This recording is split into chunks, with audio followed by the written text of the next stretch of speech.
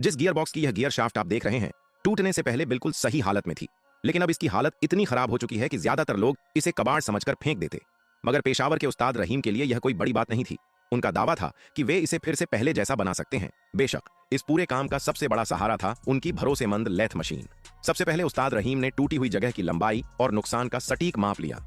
आगे होने वाली सारी मशीनिंग इसी माप पर निर्भर थी, इसलिए यहां जरा सी गलती की भी गुंजाइश नहीं थी। जो लोग गियर शाफ्ट के बारे में जानते हैं, वे जानते हैं कि इसे बेहद कठोर स्टील से बनाया जाता है। ऐसी धातु को सीधे काटने की कोशिश की जाए तो कटिंग टूल भी टूट सकता है।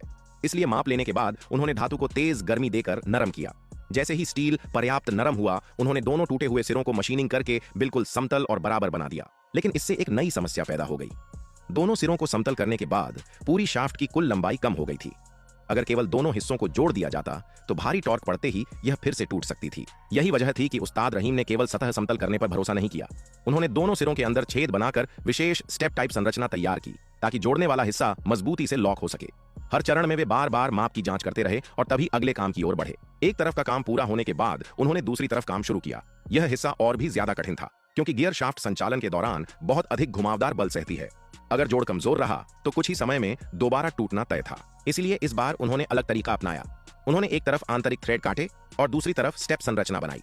ऐसा करने से दबाव केवल एक बिंदु पर केंद्रित नहीं होता, बल्कि पूरे जोड़ में फैल जाता है, जिससे मजबूती काफी बढ़ जाती है। इसके बाद दोनों हिस्सों को जोड़ने के लिए एक ठोस स्टील रॉड तैयार की गई। इस रॉड के एक सिरे पर थ्रेड बनाए गए और दूसरे सिरे पर सटीक स्टेप संरचना तैयार की गई। इस काम में इतनी सटीकता की जरूरत थी कि मामूली सी त्रुटि भी पूरी मेहनत को बेकार कर सकती थी। करीब 2 घंटे की मेहनत के बाद यह विशेष जोड़ने वाला हिस्सा तैयार हुआ, लेकिन चुनौती अभी खत्म नहीं हुई थी। नया बनाया गया जोड़ पूरी तरह गोल था, जबकि मूल शाफ्ट में स्प्लाइन जैसी आकृति मौजूद थी। बिना उसके शक्ति का सही संचार संभव नहीं था। यहाँ उस्ताद रहीम ने एक अनोखी तरकीब अपनाई। उन्होंने स्प्रे पेंट की मदद से मूल स्प्लाइन का पैटर्न नए हिस्से पर ट्रांसफर किया।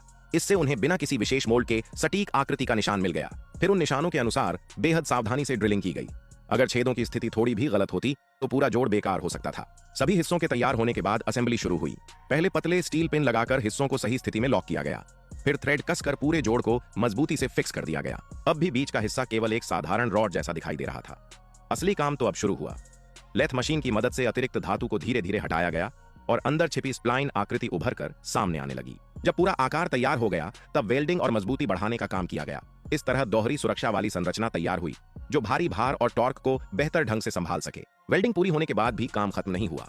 पूरी शाफ्ट को फिर से मशीनिंग करके बाहरी आकार को सही किया गया और सभी वेल्डिंग पॉइंट्स को घिसकर चिकना बनाया गया। शुरुआत से अंत तक यह पूरा काम हाथों की मेहनत, अनुभव और मशीनिंग कौशल का शानदार उदाहरण था।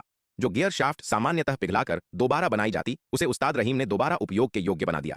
थ्रेडेड लॉकिंग और स्टेप संरचना के इस संयुक्त डिजाइन ने इसे अतिरिक्त मजबूती दी, जिससे यह लंबे समय तक काम करने के लिए तैयार हो गई। Disclaimer: For educational and documentary purposes only, do not attempt industrial repairs or machinery modifications without proper training, equipment, and safety precautions.